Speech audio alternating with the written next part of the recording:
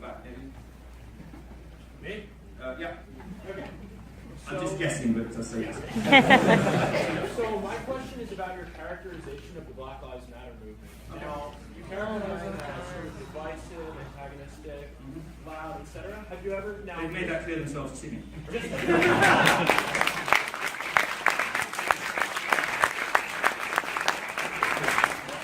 Two questions, so we're on the same page. Have you ever heard of the Harvard implicit biases test? No. Okay, so what they do essentially is you can go on their website and you can take a test which shows what you associate with people of different creeds, colors, genders, etc. And they've been doing this for years, scientifically controlled study, very reliable, and it turns out that nearly everyone thinks black people, just by virtue of being black, are loud, divisive, antagonistic, etc.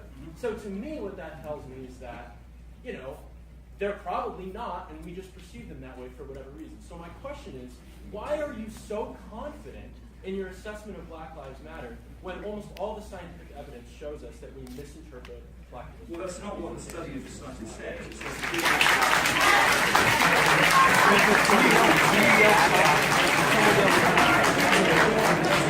that's not what the study you've just cited says. What it says is people perceive certain characteristics in black people. Well, they might be right about that. Next question.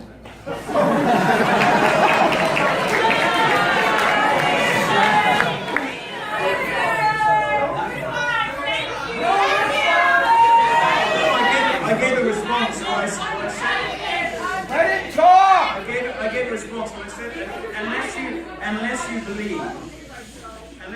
Given the segregation in this country, it's not unreasonable to assume that different speech codes have evolved between different racial groups and different cultural milieux give rise to different sorts of interpersonal behaviours. Certainly, we know that black people use Twitter differently, for instance. The way they use it, there are metrics on this. There's plenty of research to show how black Twitter operates differently, linguistically speaking. They use hashtags differently. There's no reason to suppose that the results that are shown by this study aren't in fact the case. You know, people conceive black people as being louder because black people are louder. That's possible. It's not racist to say. It might just be a difference. Exactly. Facts don't care about your feelings. Yeah. There you go. I can say that. If you want the fuller answer, John. Who are the loud ones tonight, though? Another question, please. So, I earlier in the talk, two-part question but they're related. Earlier in the talk, you mentioned something about statistics and rape and how they're not different in colleges. And I'm interested in that because I've been made to believe that I am a rapist when I have never raped anybody. And it's a stigma that I would like to dispel with statistics. In addition to somebody who wishes to want to look at facts, like you've looked at facts, how do we start if college isn't a safe place to look at these types of ideas? Well, distressingly, colleges are not a safe place to examine these ideas because you will get shouted down and you'll get called a bigot, a misogynist and a sexist for examining these numbers. Now, we're expected to believe by the left that American university campuses run by liberals are hotbeds of rape and racism. We're expected to believe that the levels of sexual assault on these campuses are, as I said earlier, comparable to the Congo, where rape is used as a weapon of war. This stuff doesn't stand up to basic scrutiny. It's the result of advocacy research and credulous journalism. I think the smartest thing we can do is rely on the gold standard of statistics, which is the Department of Justice, which say, by the way, it's not great reading, let's be honest with one another. What the Department of Justice says is that it's not 1, 2, 3, 4, or 5 women who are sexually assaulted on campus, it's probably more like 20 or 30. That's something to be proud about, by the way. But certainly we can't fix the problem unless we understand the scope of it. And we can't understand the scope of it if we keep lying about it. And progressive activists have been lying about it for decades. They've shown no interest in correcting the facts when it's clear that they're lying about it. My advice to you, I'm sorry to say, and I'll echo something that Ben Shapiro said at his Missouri speech. My advice to you, I'm sorry to say, at universities, keep your head down and get your education. Because you are in a hostile environment that is not conducive to the open, free exchange of ideas. That is not what American universities look like anymore. I would encourage you to do the best you can to keep your head down, get a good qualification, get out into the world of work, and change the world another way.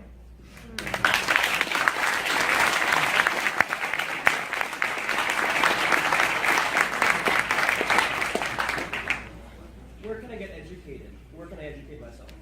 Well, on this stuff, I think you should read Christina Hoff-Simons. She doesn't just do great YouTube videos, she also does great books. Come to our talk in Minnesota.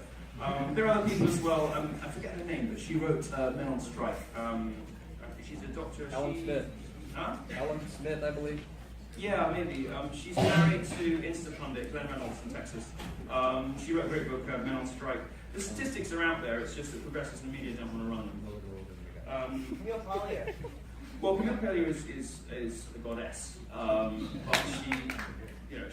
she's right about everything.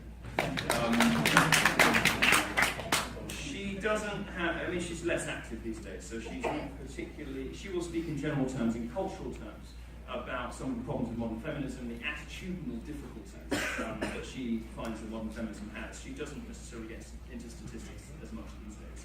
And I think her current research is to do with something to do with Aboriginal art or whatever, because she's a very prolific academic, so she's not really focused on feminism at the moment. Next question. I'm happy to carry on if you guys would like. So,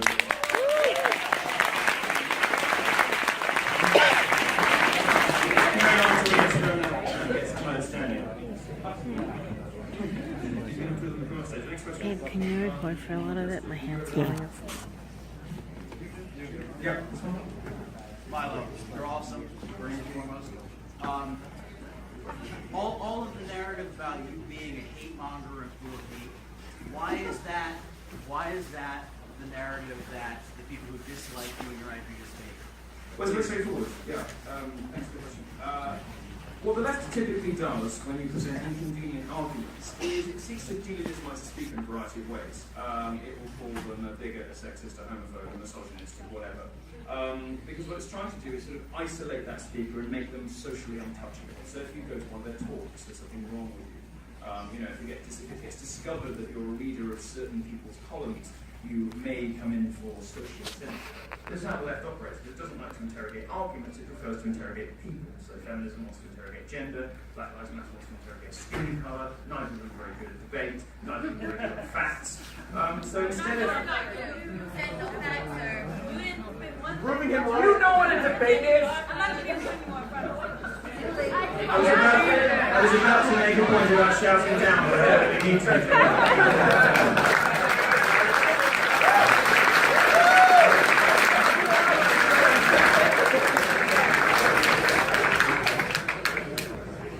With these movements, you start out trying to be nice, and by the end of the event, you kind of come to the same thing everyone else knows, which is just the rude, antagonistic people. They don't really want to know anything, they just want to yell and make a fuss and get attention.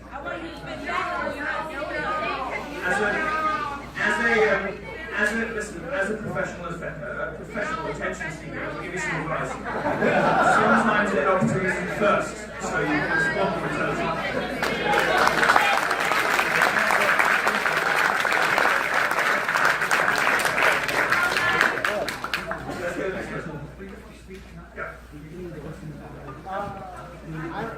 I'm a senior in high school. Shut up! Let him talk! Shut up! Let him talk! Let's speak! I have a question. I'm a senior in high school, and unfortunately, unlike my friends back here, I can't find my white privilege. Like, I don't have a lot of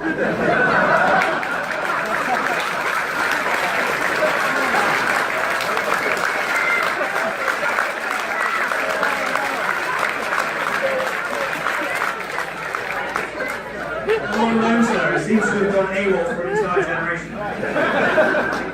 And I've been looking for ways to aid me into getting into college and getting financial aid.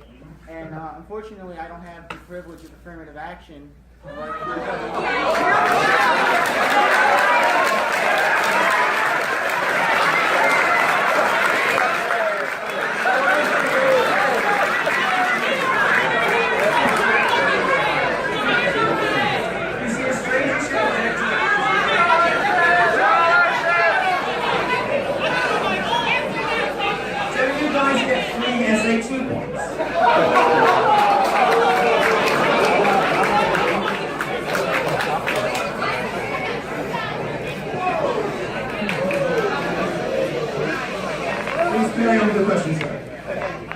Or my other option is I could pull a Sean Payne and claim I'm transracial and I too have always believed I ought to have been all that. we may not be able to go the same ways.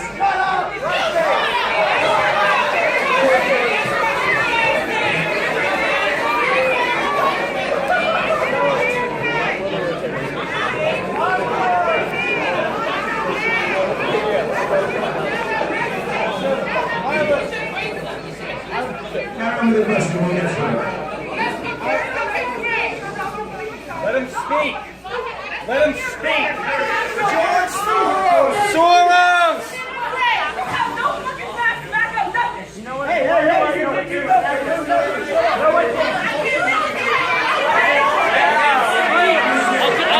I'll give you guys the money later. Don't worry about it.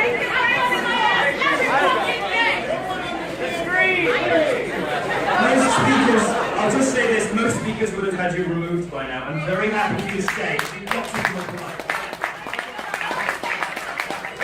If you don't want to be here and you don't want to listen, leave. If you want to be here, be polite.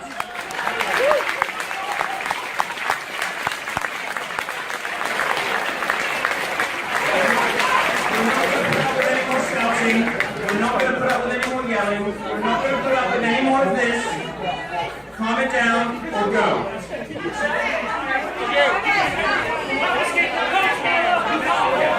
Let's go.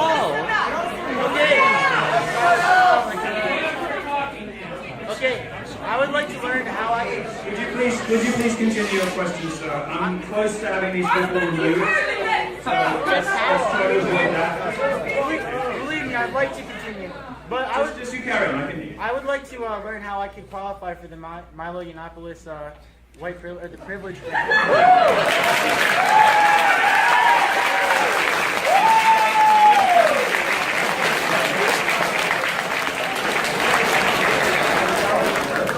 I think you have.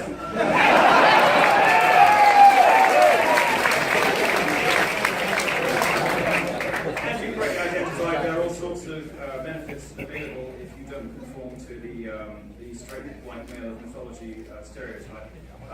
The government statistics in the UK demonstrate very clearly that the most educationally underprivileged group in Britain is poor white boys. In America, the situation is more complicated. There are problems with black education, deep-rooted problems. That's not something I felt that I was qualified to address. What I can do,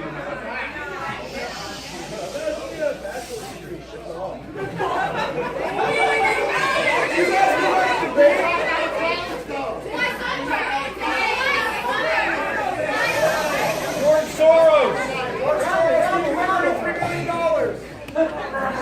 Soros. how does it feel to be funded by an old white man?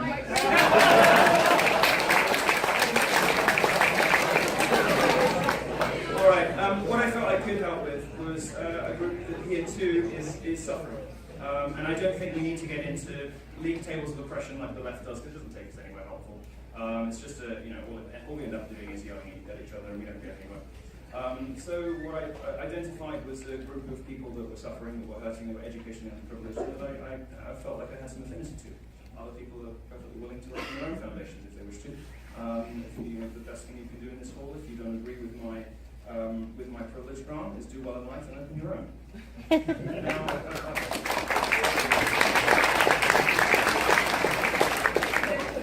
Certainly if you're a woman in the audience, you are a white, Western, middle-class woman, you're the most privileged group in the history of civilization. You would find no problem whatsoever in having a competitive advantage against men in the workplace. In fact, many of the statistics suggest that women under 40 earn more than men now for many jobs, and you have a competitive advantage going for those jobs. You should be able to do great in life and start your own foundation. So if you don't like it, you can do that. The privilege grant is a small thing. Now, for poor families, very often the difference between going to college and not going to college isn't $50,000. There are some loans available. Most schools don't ask for that kind of money up front. Very often the difference can be $5,000 or $10,000.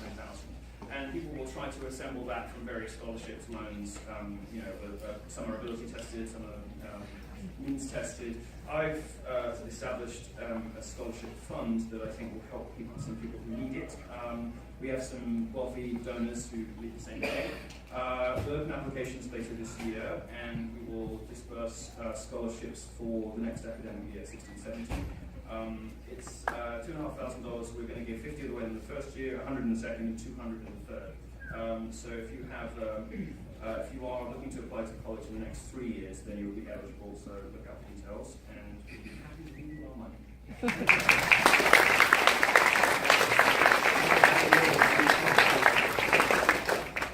Next question, please. Let's do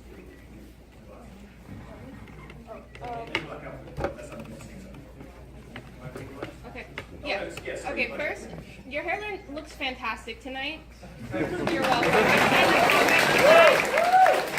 As a white middle class woman, I have to Like comment. Vietnam up here.